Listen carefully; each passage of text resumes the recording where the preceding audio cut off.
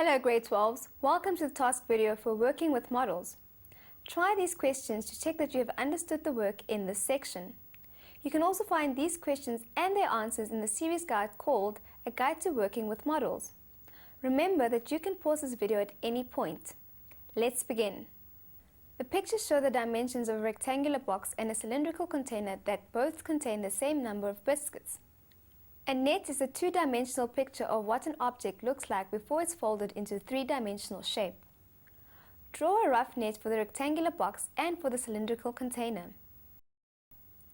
Calculate how much cardboard is needed to build a rectangular box. Calculate how much cardboard is needed to build a cylindrical container. Based on your calculations, would it be cheaper to package the biscuits in the cylindrical container or the rectangular box? Explain your answer. If you walk around the shops, you will notice that most manufacturers package their biscuits in rectangular boxes. Why do you think this is the case? Thank you for joining us, grade 12s.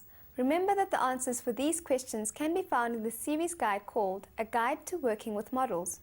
You'll also be able to learn more about models on our website. Goodbye!